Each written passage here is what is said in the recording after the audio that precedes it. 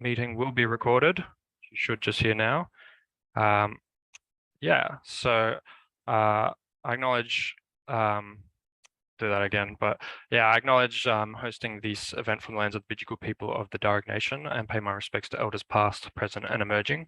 I also acknowledge the traditional custodians of the various lands on which you all meet from today and any Aboriginal and Torres Strait Islander people participating in this event this evening.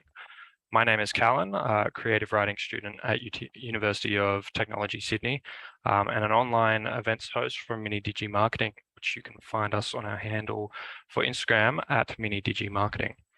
I would like to acknowledge the efforts of Spineless Wonders interns Emily and Nick, who have done the hard yards in organising this event and unfortunately couldn't be here tonight.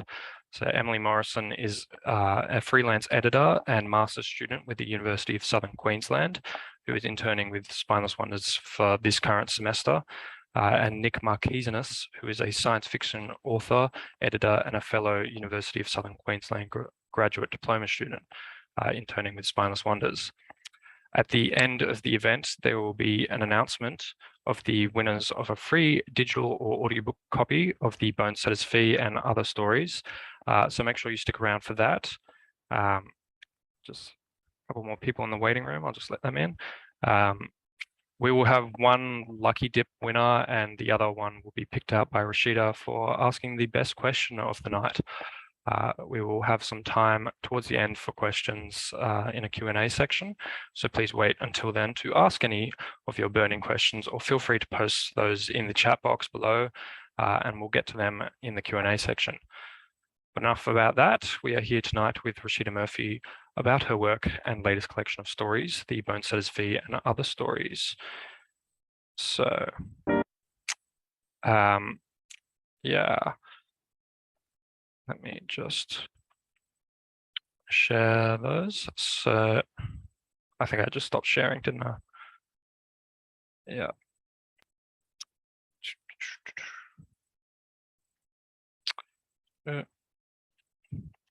So Rashida Murphy lives in Boorloo, Perth, on the sovereign lands of the Whadjuk people of the Noongar Nation. She is a writer, reviewer, mentor, and ranter against cultural appropriation. Rashida has a PhD in writing from Edith Cowan University, where she also won the Magdalena Award for feminist research for her thesis and novel, The Historian's Daughter, published in 2016 by UWA Publishing. The Bonesetter's Fee was published earlier this year by Spineless Wonders. She's currently working on a new novel and a series of essays about creative lives and colonial interference. We will just going to link to Rashida's website in the chat box so everyone can check that out.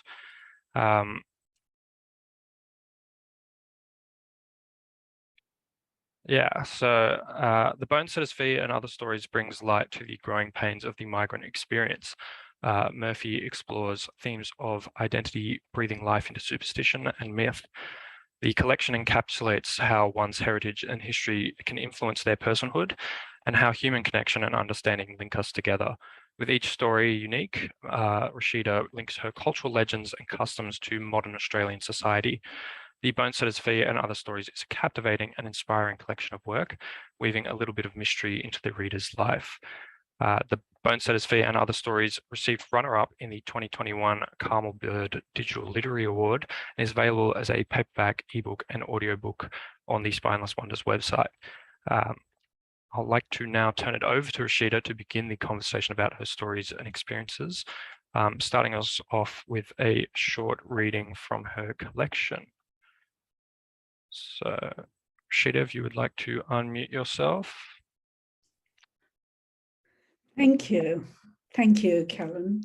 Thank you, Doreshavar. Thank you, Lakshmi and Spineless Wonders for hosting this event. And welcome to everyone who's joined us. That was, I had to laugh when you said, you know, introducing me, ranter against colonial appropriation or something. Yeah, I tend to do a bit of that, don't I, friends? I rant a lot these days. I don't know, something to do with the Queen dying has made it worse, I think. But no, thank you for that introduction. I'd like to acknowledge the Wajak people of the Noah Nation, on whose lands I live, work, and play. And I pay my respects to elders past, present, and emerging. What can I say about the Bonesetter's fee? I never really thought of it as a collection until it became a collection. So I think the best thing for me to do would be to simply read a few short extracts from a couple of stories that I believe will link to the themes that we are going to be discussing today. The first story that I want to read from is actually the second story in the collection, and it's called The Absent Arch. The Absent Arch encapsulates those themes about vulnerable families, particularly girls. And it, I think, well, I'll tell you very quickly what the story is about, and then I'll read from it, which would be the best way going forward. It is a story about a bunch of people living in an unnamed town in India. It is a slightly bizarre situation that the children are normalizing. The mother has walked out on them, and they are dealing with this event as best as they can. There are a series of secrets and events that happen to highlight how bizarre the situation is. But for the children experiencing it, it has become normalized. So I guess my intent in writing this story was to highlight how, from a child's perspective, even the most weird and bizarre situations can just seem normal. And unless someone points it out and says, hey, this is really strange. How can you be okay with this? The children and the extended family that is experiencing this huge event, the mother has just simply abandoned them and walked away.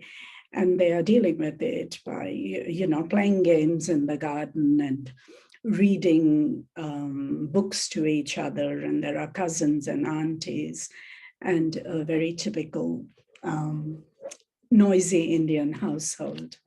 So I'm just going to read a short extract.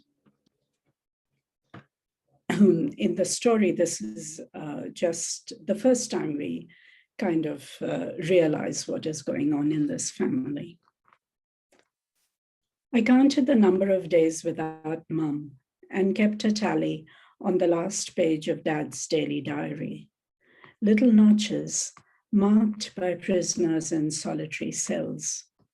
One penciled line for each day. If he noticed, he didn't say anything. I like to think I was helping him remember. I don't know at what point I gave up. Maybe when the page filled up. Maybe when it stopped mattering. Maybe when my brother set fire to the garden arch. He had been chucking cigarette butts at it for days. We'd walk in each morning to the expectant horror of fire beneath our window. It was a relief to see it happen. An iceberg climber it was, such a feral thing, dropping petals on us as we walked past. We watched it burn.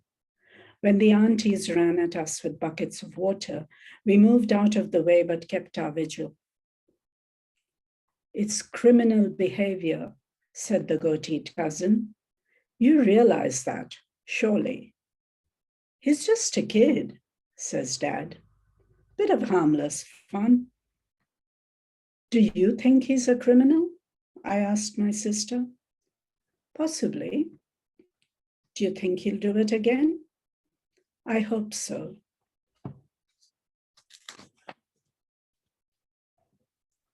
Later, And for the next 7 years, my sister and I brought our brother home each night, propped up between us. He wasn't that adventurous, so it was easy enough for us to go to the usual 3 places to find him, either passed out or reciting Ruskin to a disinterested publican. Luckily for us, even though he was so tall, he was light boned. We didn't mind the dead weight we half carried, half walked home. If the adults knew we did this to spare their sensibilities, they never let on. We told our school friends we needed to carry our brother home every night, and occasionally they crept out of their own homes to follow us to places their mothers would never let them go. So that's just a short extract from a short story, which does hinge on a childhood memory of something quite strange that, well, there was a series of strange events. I grew up in a fairly strange household, and bizarre things used to happen most of the time. And this was just one event. And I wondered afterwards, as an adult looking back, why no one had actually made more of it. Where were the adults? What were they doing? We had, my sisters, my cousins, young children.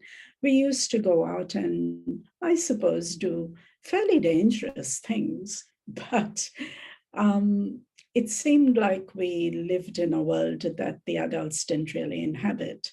And it made me think about all those vulnerabilities that are also quite culturally specific. It was expected that we would look after our own. And somehow it didn't matter that we were much younger and we were looking after much older, fairly seriously damaged people. But as girls, it was our role to look after people. And that's what we did. And I kind of just wanted to talk about that a little bit. And I think that I tend to write stories about girls who find themselves in potentially perilous positions, but I also want them to have agency, and I also want them to have a voice. And that's something that I try and do. It's tricky, it doesn't always work, but I think in this story it does, because there is a back and forth between the girls, the sisters. Even though they are young, they look after each other when no one else is looking after them. So those are the kinds of things that I'm interested in, I suppose, and I like to write about.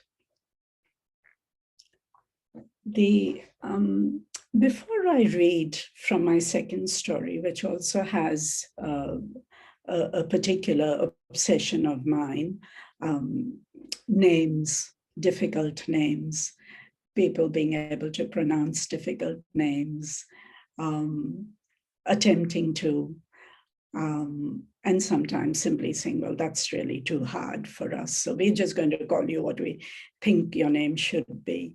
So there are things that migrants, particularly with so-called difficult names, and Dureshwar and Lakshmi will agree with me here, that we tend to face, and it becomes an issue when it really shouldn't be. I mean, I remember many years ago at TAFE, one of my students said, well, why can't we just call you Jane? And I said, because that's not my name. It was the comment seemed to indicate that I was being difficult because she was unable to say my name. So that story plays a little bit around this notion of names and identity, and the fact that our names define us culturally, that we can say a lot from our names. And when South Asian people meet each other and tell each other what their names and family names are, we place each other in the region where we imagine the other has come from. And this is not out of any need to pigeonhole people, but just to know people better, to understand more about them than, meeting someone called, I don't know, Jane Brown, for example. It would be really hard to know which part of the world, and specifically which culture, which language, which heritage group that person belongs to. So my second story that I want to read from has those sorts of ideas about it. But before I read that, I would like to bring Lakshmi and the Raishawar in to see if they have any comments. I just wanted to add to what you said about names and difficult names. I have a difficult name. And when I introduce myself, so people tend to refer to me as Lux, the soap bar, or it's Laksa, the Malaysian noodle soup. So that's the closest. I haven't insisted that they should pronounce my name correctly out of, courtesy, I guess. You don't want to put someone else in that trouble, in that position where they're troubled or uncomfortable. But I think over the years, I've realized that it's so important to be called by your name because it instills a sense of identity and belonging. And there are so many connotations to it. So I have started explaining my name a bit more. I've stressed on it that they pronounce my name correctly and that we get to know each other that way. Yeah. Ooh. Well, how do I even begin with this? So Kaya Staremashin Haya from Nunga country, which is where you are from as well, Rashida. Gosh, it's very hard for me to begin to even encapsulate my infuriating, saddening, and enlightening experiences with my own name. I think the funniest thing that I can point out here is that even when I was living in South Asia, when I was living in Pakistan, there were so many ways to write my name because we write in Persian script, we write in Urdu. And in Urdu, my name looks a particular way, regardless of how it's pronounced. But then transliterating that into English onto my very first passport when I migrated here in 2003, my whole family got into arguments about how Dure Shehwar should be written on this passport. My grandfather was the one who named me, and he's like, well, I always envisioned it to be how you see it on the screen. And then my father was like, no, it has a double R. It definitely has a double R in it. And everyone was arguing about what to put on this passport application. Is Dure Shehwar one word, or is it Dure and then Shehwar is a middle name? Because we don't have middle names where I come from. And this passport application asked for a middle name. So in the end, I think it was decided that my grandfather way goes because that's how he imagined it to go. My dad's name became my middle name and Khan became my last name. Now, fast forward to 2022, this is nearly 20 years later. I'm trying to set up, like most Australians try to at tax time, my e-tax stuff through whatever that website is. And the tax department's like, you don't exist. There's no person of this name attached to this number. And I'm like, that's not possible. I've been earning money. I've been paying tax. Where am I? And they're like, oh, did you say your name is Dureshawar? I'm like, yes. Oh, honey, we have you as Dure Khan, and Shawar is your middle name. I'm like, how long has that been going on for? And they're like, oh, since you got this TFN number. And this is such an annoying thing because I got a registered tax agent when I was 16 to make my first tax file number. And they must have gone, this is too, pardon my French, this is too fucking hard. Let's just do whatever because she doesn't have a middle name. But this is just one of the tiny microaggressions and annoying things because I was on the phone to the tax department for a very long time. And at that point, I really did want to be Jane Brown. I was like, why can't it be Jane Brown? Why can't I have a normal, or at least, when I say normal, I mean, why can't I have an anglicized name or one of those ethnic names that's like Zara? I've got lots of cousins called Zara. They all live in America and their mothers named them Zara because, you can pronounce Zara, or something easy. But then it also kind of made me realize that if people aren't even going to put in the basic effort to get to know my name, what hope do I have that they're going to value me beyond that level? I think I was saying to you, Rashida, is like, my name is the first, like, if you're imagining a video game, this is like the first gate. Like, if you can't even pronounce my name right, you can't even bother or put in the effort. Why should I unlock those gates to you and let you pass to the next levels? So I guess that's where I'm at with my name now. It's a difficult name, but it also kind of filters out people who how much effort am I going to make with you? Am I going to correct you? How long do we have together? Are you going to be there for 5 names and misspell my name on my coffee cup? I'm not going to bother with you. Are you the tax department? Oh, heck yes, I'm going to bother with you. So that's where I'm at. Different levels. Yeah. And it's such a valid thing. And going back, Lakshmi, to your comment about the way we are raised is, if someone is having difficulty with us, in this instance with our name, we accept that as our failure and our shame. This is how, strangely brought up we are. And we all know what I'm saying here. So you don't tell the other person that they're being rude, but Australians don't have that problem. I mean, if you are rude or perceived to be rude, a white Australian person will happily tell you that to your face. But it isn't considered rude not to make an effort to pronounce our names correctly. And somehow it becomes our problem for having difficult names. And then there's that whole kind of, drama that gets associated with it, and we get labeled difficult. And why can't we just get along? And why do we binge about this? And why are you so angry, Rashida?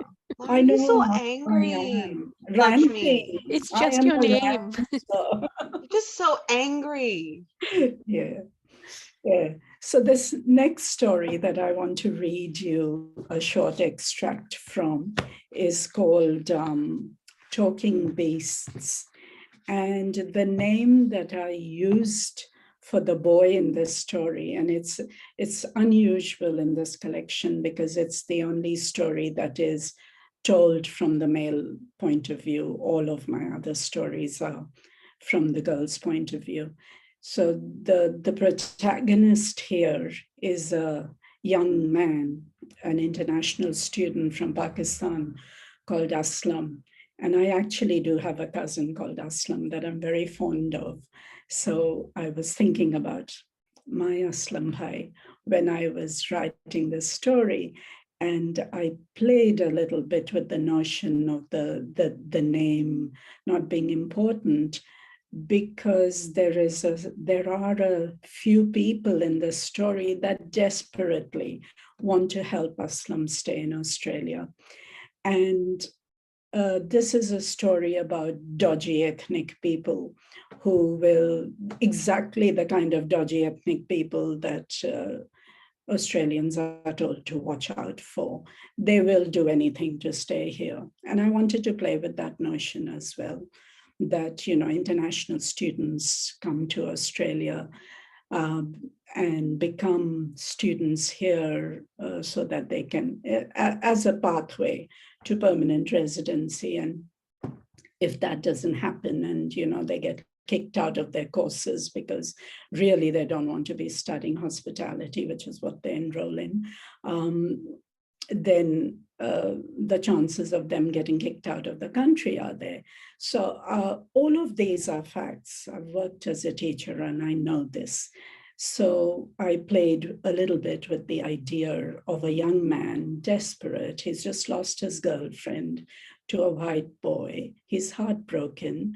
He's lost his job. He's about to be kicked out of the share home that he is in. He meets a so-called interpreter, even though he can speak English. But because he speaks English with an accent, his white saviors assume that he needs an interpreter. So someone's trying to help him stay in the country. And it also plays with the notion of, clueless white people kind of doing anything that they can to help what is basically a fairly dodgy situation. So I'm going to read a little bit from that story, and I'll read it from the beginning. It's free, she said. A free service, meaning you don't have to pay anything. Sylvie sounded as tired as he felt. He knew he must smell bad too. Her nose had twitched fractionally when she reached out to draw him into a hug. As usual, he hung back, stiff-armed and straight-spined, while she tried to embrace him. There was way too much intersex hugging and cheek kissing in this country. At least where he came from, men hugged men and women kissed women. His mother and sister kissed him on his forehead when he did something nice for them. That was how it was. Sylvie looked around for somewhere to sit.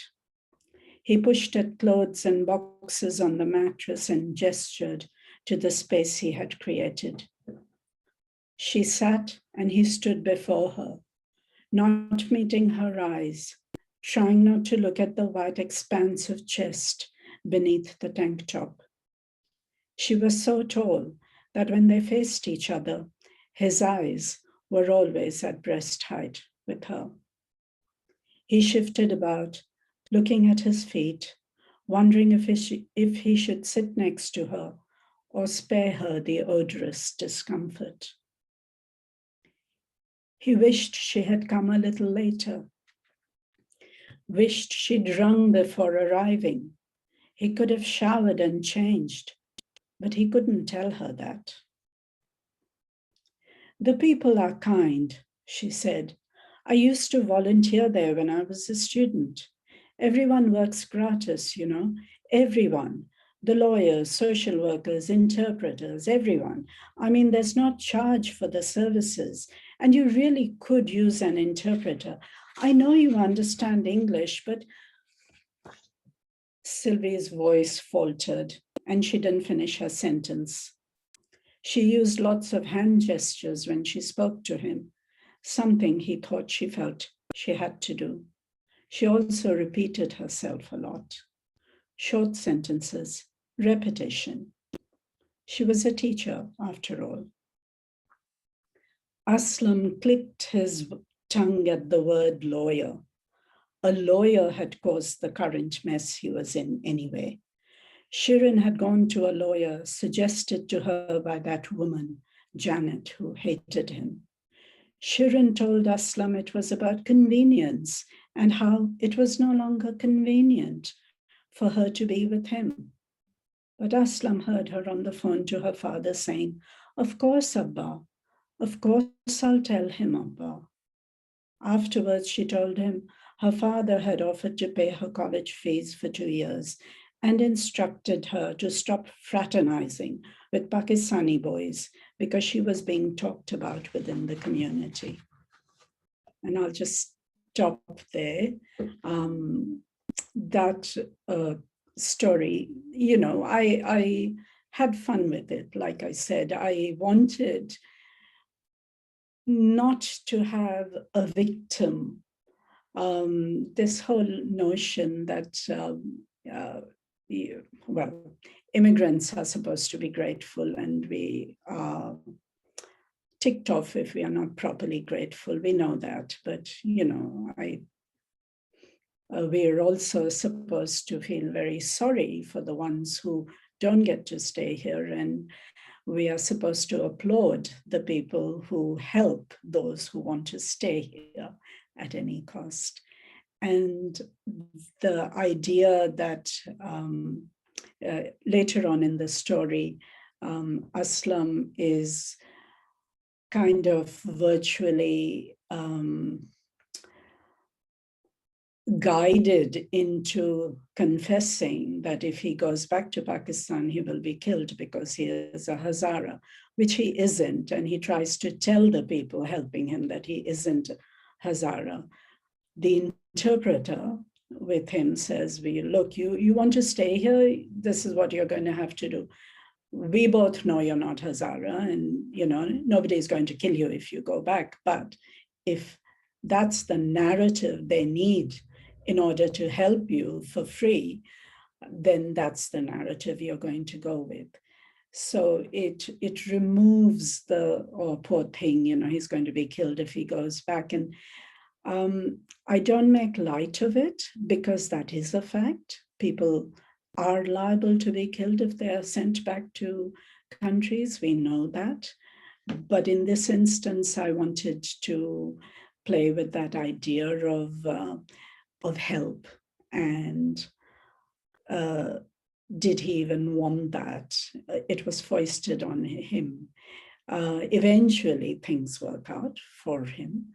But whether he grows up and gets to stay in the country and whether he's properly grateful, we don't know, because he's not that sort of boy. Neither is he a victim. And I just wanted to play with this ambiguity because I guess the other thing that migrants who understand the complexities of colonialism and the complexities of coming from countries where people are literally killed for belonging to the wrong religion or language group. We are not all victims, and we don't all desire to be victims, and we don't want to perform trauma so that people feel sorry for us. So those are also the kinds of things I was hoping we would touch on and talk about, especially with both your work, Dureshwar and Lakshmi, your poets, your performers, you have a conscious practice that you explore. Can you speak a little bit about that?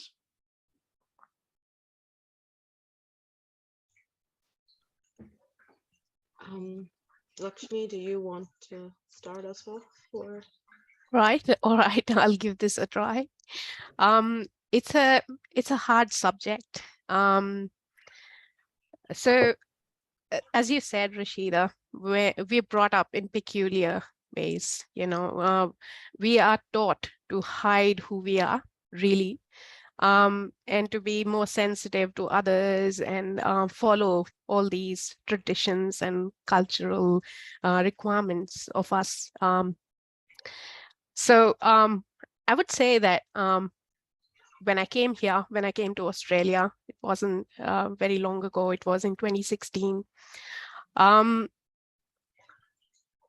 Well, I came with that sense that I don't have to talk about who I was or who I am, and I could leave that behind, and I could be a new person because I'm here.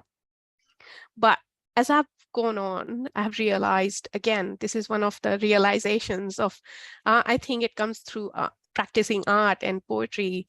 You're so close to yourself, you're trying to uncover who you are. That I've realized that there are things about me that I need to talk about. And there are things that are painful things from my background, from my culture, from where I come from. There are histories which, like my father, has tried to forget. He's talked about those stories, and then he's told us never to talk about them again. The house that he was born in, I've been there only once in my whole lifetime, and I went there much later in life. And by then it was already sold to someone else, so some other family was living there, and I just got to barely walk through it. And they were courteous enough to allow that. But that sense of like his whole childhood has disappeared in the selling of that house, and he rarely talks about it. So, but this is what I've found, that talking about it helps me. It definitely makes it easier for me to understand myself, to be with myself, even to a certain extent. And I think it's an important practice. We don't really need to leave ourselves behind.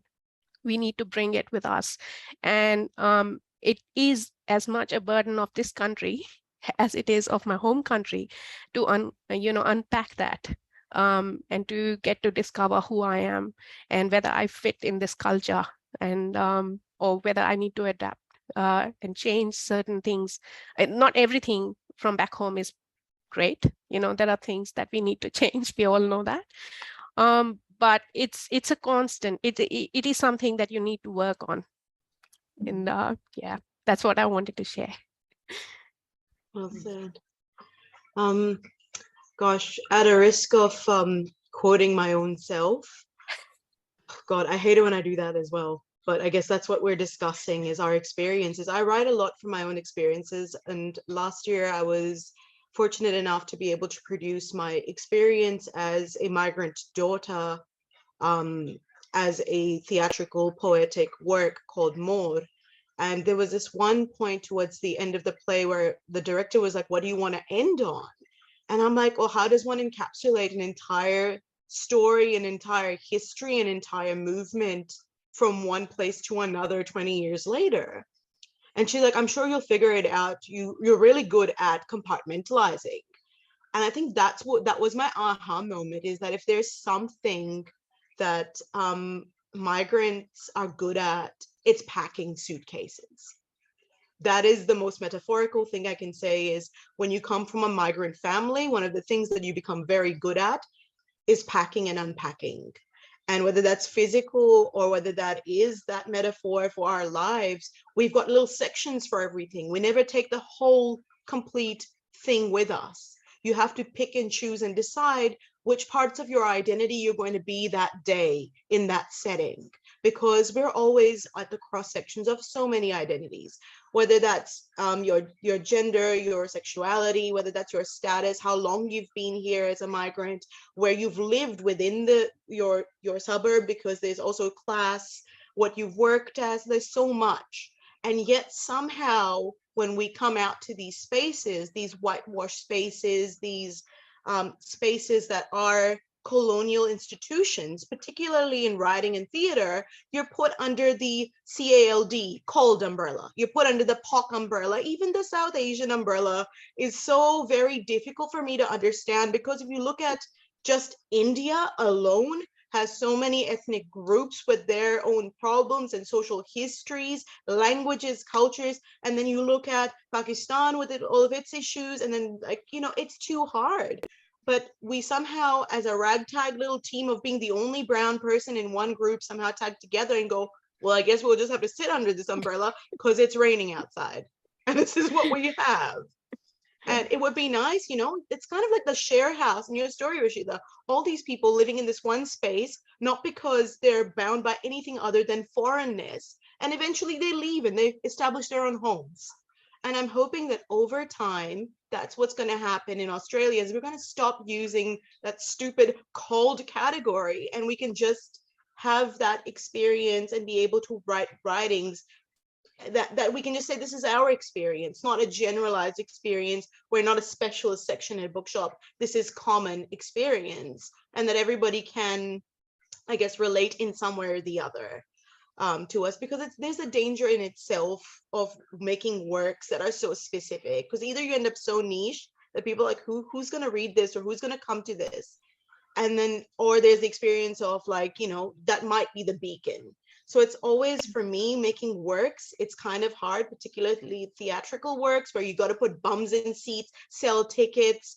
And you're like, but this is something that anyone can relate to. You're a mother, you'll relate to this on some level. You hate your mother, you'll relate to this somehow, like with the show. So marketing yourself as an artist based on your experiences that can be so diverse and so broad, it's always a hard one.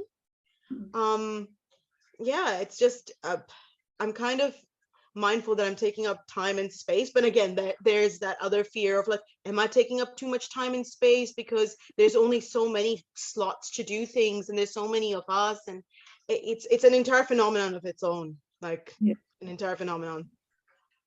Yeah. Yeah, I mean, and you're both, absolutely spot on right. Because when I wrote these stories, I've always said that I never thought I had a collection. And, apart from gorgeous friends who were first readers of the, oh, I've got a story, I'm not sure if it's working. And, friends being friends would say, yeah, that's great, send it off somewhere. I really thought, well, who wants to know this stuff?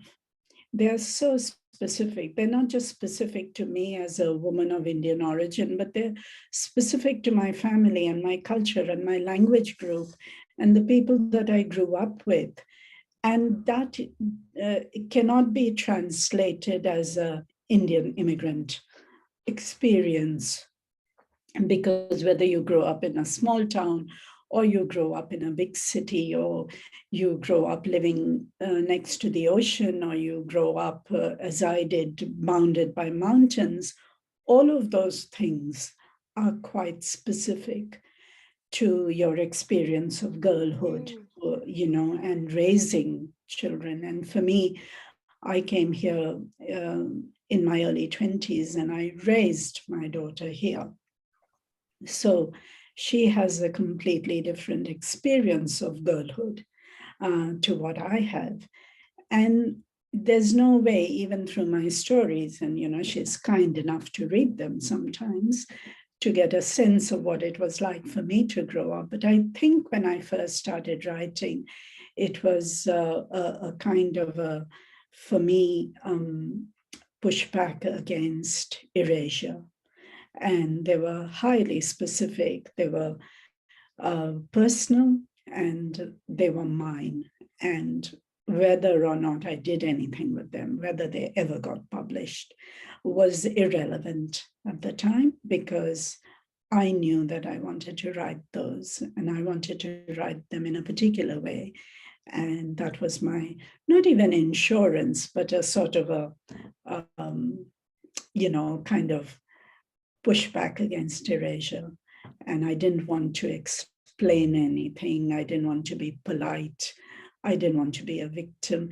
And look at us. I mean, we use these terms because they are used for us, as if we are any different from anyone else, simply because the colors of our skin are different, and we grew up somewhere else, and we'll always have an accent, and unpronounceable names. I think it's also, it is sometimes also frustrating when you're in a situation where people have, and this is where it bothered me, they have good intentions, but they don't understand the complexity of our own identities. They don't understand the history. I'm going to speak specifically in the South Asian context because that's where we're coming from here. They don't understand the complexities of our identities. So for example, if I get paired with somebody, oh, she's Pakistani too. I'm like, that's very bold of you to assume that I recognize the Islamic Republic of Pakistan at all. And then they're like, oh, what do you mean? And you have to go and explain that, my family didn't really enjoy the idea of partition. We didn't want to be included in Pakistan. We wanted to continue our sovereignty as First Nations people of Khyber Pakhtunkhwa, of that particular country. We wanted to continue living tribal ways, but that was decided for us. So, very brave of you to assume that I'm going to have a lot in common with somebody who's like diehard Pakistan Zindabad. Like, to an extent, yeah, cool. Oh, you love Bollywood? I'm all right. That's where it's kind of like, okay, you guys must both love naan a lot. You both must love tea a lot. And it just becomes that joke. They don't look at complexities. Like if you've got a couple of people from Sri Lanka, for example, and you're not aware of the political situation there, it can be quite harmful putting people who have diametrically opposed opinions politically into a group because, oh, you both look like you should know each other. So there is that danger, as well as who is doing the mentoring, who is doing the talking. Is there a balance of power in that relationship as well? But then the other problem is, but if we start infighting, the white people will notice and they will see it and they'll be like, God, we can't trust these people anymore. Notwithstanding the fact that the reason all this is happening is, can anyone guess? Colonialism, you know? Yeah. Oh, what a mess. Yeah. But for the Queen and all that. Yeah. God. Yeah. Yeah. I like ranting too, Rashida. I do love me a rant. I can see that. I know you do. I know you do. Great. I was at your performance and it took me back too. Even though, again, like there were bits of your experience I understood and related to. I understood all of it. I related to some of it. Just because, we appear to be women of a similar background. And when you use Urdu words and I understand you, doesn't mean that I understand the context that you grew up in and come from. And it's similarly with you, Lakshmi. I understand everything that you tell me about yourself, except that your context and growing up and, where you come from and the challenges you faced with marrying someone outside your community. And That's right. all of that, I mean, I married a white guy, so go figure. Hey, I'm 35 and unmarried, so Great. I'm always bringing shame on the family in some particular context. Yeah. That concept. Yeah. How are we going for time? I think we're going pretty well. We probably want to start moving into the Q&A section. We did sort of skip over the introduction of the guest speakers, though. So did you want me to give the background on the biographies, or just move into the Q&A? Oh, well, Who are these ranting people? yeah. I mean, I think we've sort of covered that in a way. We also said they're poets and performers, and then Dureshwar talked about her performance, and Lakshmi says she's a poet. So, yeah. Yeah, I just did want to reinforce just to check out their works as well. So Instagram is probably the best place to find those and check those out. So Dureshwar is at Those Cultured Kids, and Lakshmi writes under the pen name Soul Reserve. So at Soul Reserve on Instagram as well, if you wanted to see more of their works. That was a pretty thought-provoking discussion. So thank you for that. That was, I think Beth said in the chat as well. Yeah, and Shayla. Thanks, Beth. Yeah, great discussion. So for the Q&A section, if anyone's got any questions I'd like to ask, I think you can unmute yourself and ask it. You can put it in the chat and I'll read it out. Yeah, so I think it sort of came up in the conversation, but yeah, I think maybe put it out in more explicit terms. So what can readers gain from reading stories about women of color by women of color? What can I think what yeah, I guess it's the context, isn't it? It's yeah. Because there is it's very hard to understand anyone's context. You can't live someone else's experience, but reading someone's writing is a great way to take that step. I feel like by reading a diverse range of writers from even one area of the world, you don't just learn about the diversity in that culture. You might also actually learn a little bit more about yourself as well. Yeah. If you're always looking at things by looking in, you can't imagine yourself in that space, in that context, what kind of decisions would you make? And then kind of going back and reflecting and going, so the reason why I didn't do things like Aslan in this story, I didn't make Aslan's choices because I am this person. And I really did that when I read a lot of Rashida's stories. I'm like, oh, I wouldn't have done that. But then I'm like, because I'm this person, I'm a different person. So it kind of gives you more context, even if you read somebody else's thoughts. Yeah, about yourself. Yeah, and I guess like there's definitely unique aspects to everyone's experience, but there's definitely a lot of places where you can relate to someone that's had a very different life to you, and it's good to get that sort of awareness of a shared human experience across diverse backgrounds. And I'd just like to add to that, like we have a very large Indian community in Perth even, and I feel that the Indian community also tends to live in pockets, certain areas, and they don't intermingle. So stories of this nature are really great, a great way of knowing the communities that are within your community, and also just exchanging. So there might be a shyness to, why we're not exchanging ideas or being in the same areas or enjoying the same things. And that kind of understanding might help you expand that circle a little bit. Yeah, and I also think that readability is a factor. I mean, for any of us, I wouldn't expect to be read if I wasn't readable.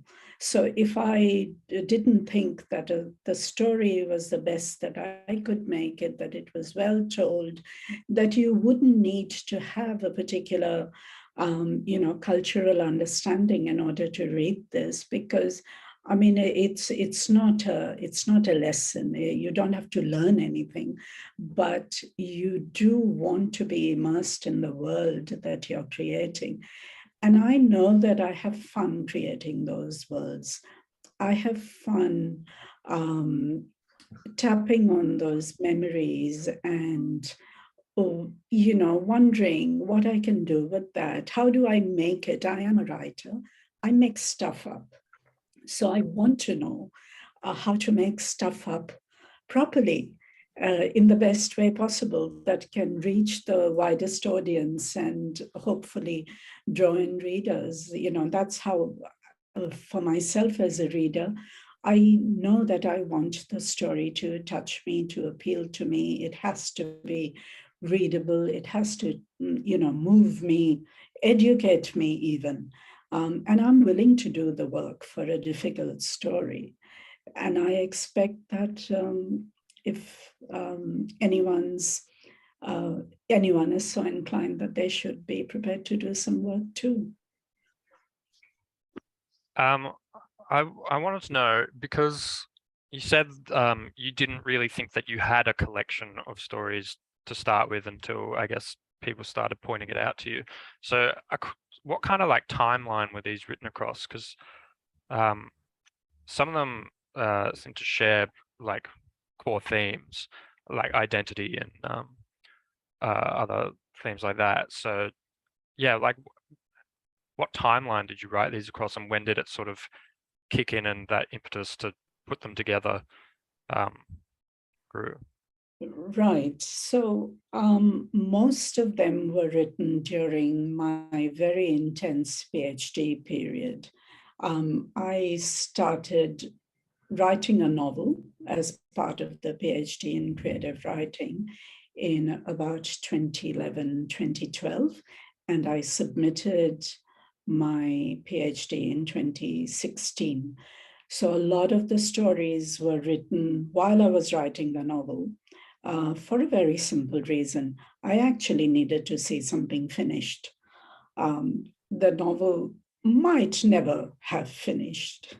At one stage, I didn't think I could, and 5 years is a long time to live with a piece of work and hate it and love it and redo it and rewrite it. And I went through, countless rewrites. So I started writing stories as a way of making sense of my own process. So the stories tended to be quite personal because I didn't think I was going to do anything with them. And I was writing for myself, basically.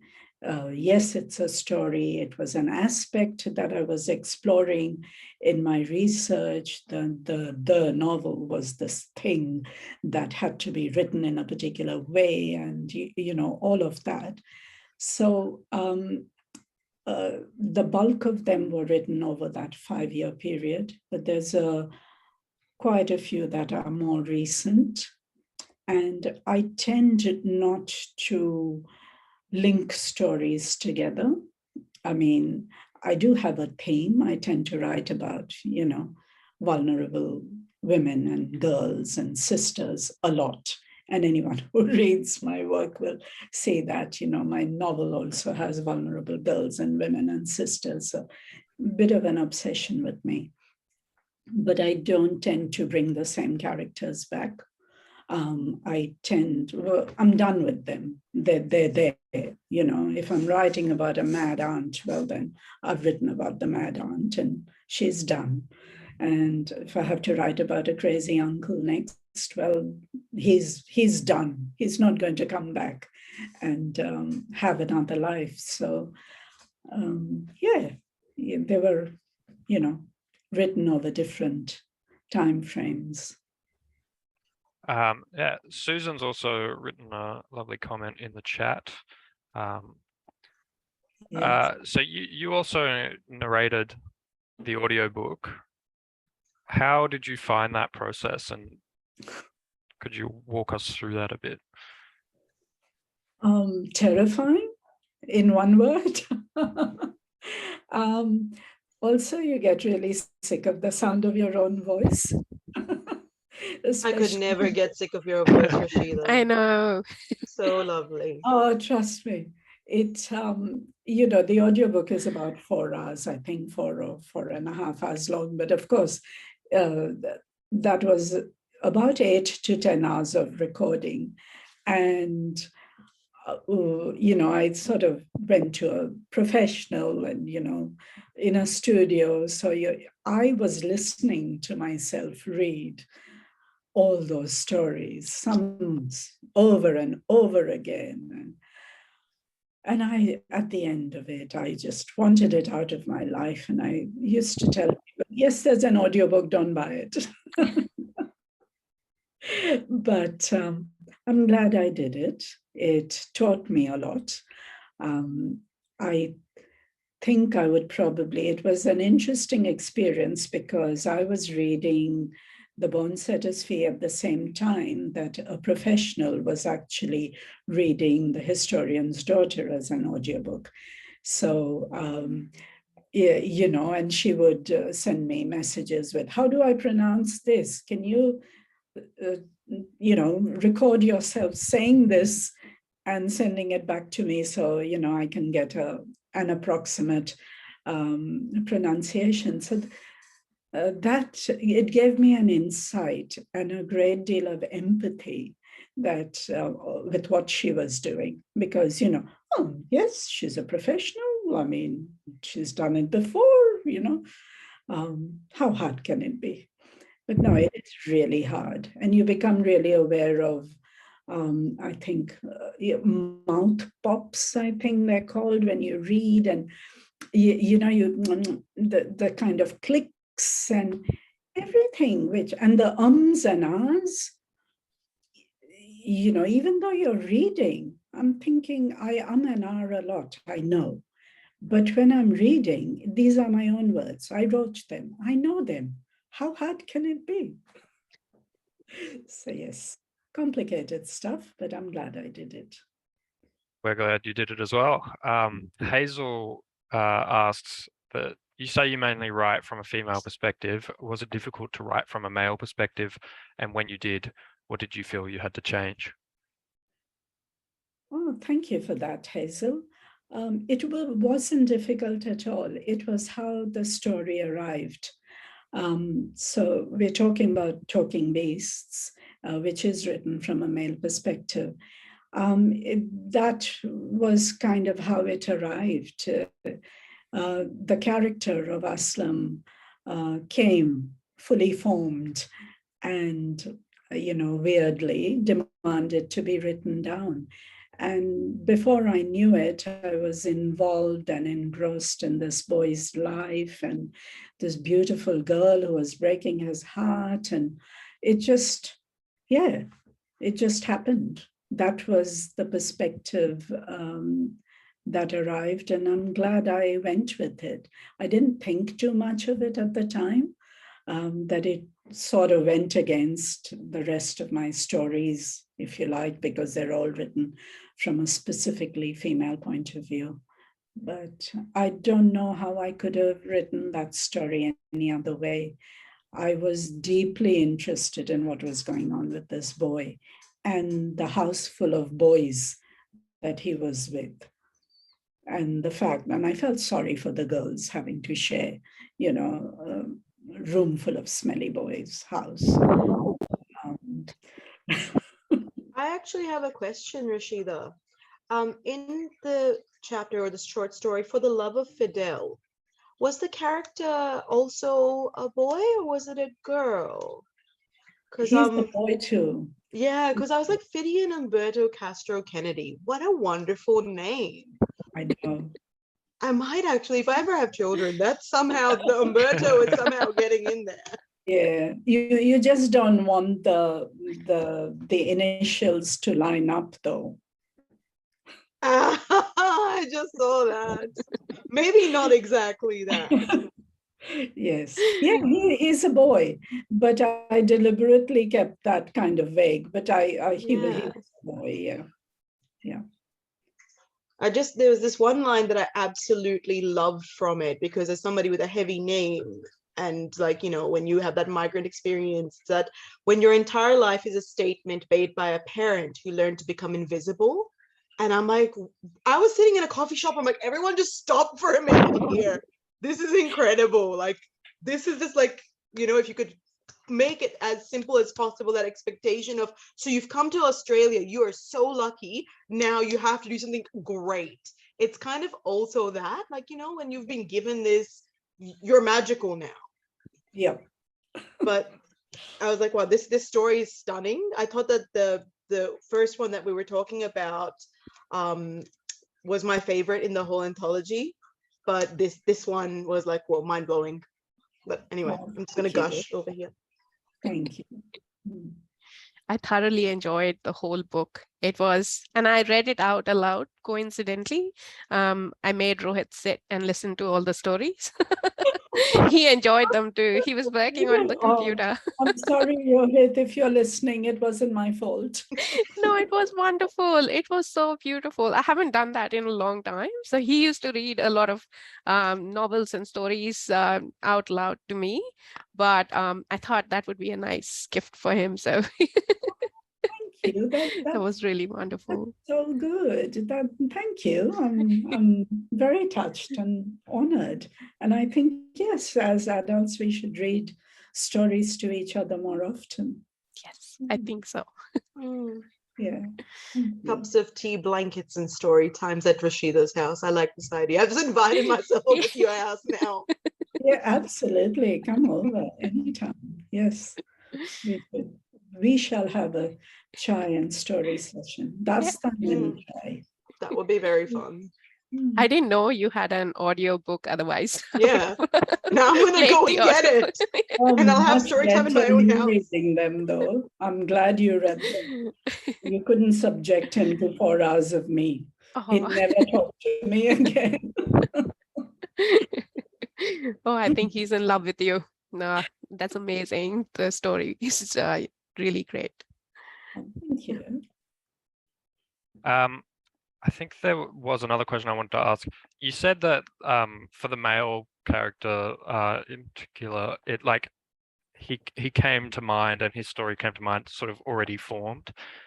Is that the same that happens with any character you write? Like you have a story that you want to tell, or do you have to sit down and sort of tease it out a bit more? When most of my characters, especially for the short stories, because I do love writing short stories, they just arrive. The characters, I think they're all there anyway. These are people I carry around, and then I kind of fictionalize them slightly and, mix up a few, like, crazy cousins and aunties and put them all into the one character. And so hopefully they won't get offended if they ever read it and recognize themselves. So they are there. I'm very fortunate that I did have a cast of characters growing up. I didn't know they were characters because they were just people, family. And it's only the perspective of making art as an adult and distance, and the fact that, none of those places and spaces and people are available to me anymore, that I can do this. So certainly there are people that I'm salvaging from memory, but not, I'm not writing people as they were. I'm imagining lives for them that they would probably be horrified if they knew that I had given them lives. So yeah. Okay, I think we've sort of gone a bit over time for what we planned, but it was such a great discussion, we had to keep going. So thank you for answering those questions. I'm just going to announce the prize winners now. So just stuck it in a random number generator, and Susan, not just because you said such a lovely comment, but also because you were the one who came up out of the random number generator. So you get your choice of an audiobook or a digital copy of the Bonesetter's Fee. And then Hazel, you asked a great question. I think you get a copy as well. So that's pretty much it for the event tonight. Thank you all for coming. It was bit hard with some of the different time zones. I don't think we'll be able to join you for your reading circle in Western Australia, but you enjoy that. So, and thank you, of course, to Rashida and Durashawa and Lakshmi for taking the time to join us and share their fantastic food for thought discussions. And so thank you and good night from Spineless Wonders. I'll just grab your contact details, Susan, just so I can send the book out to you. Hazel, I think I've got yours. So yeah, just you can just direct message me the email address if you'd like.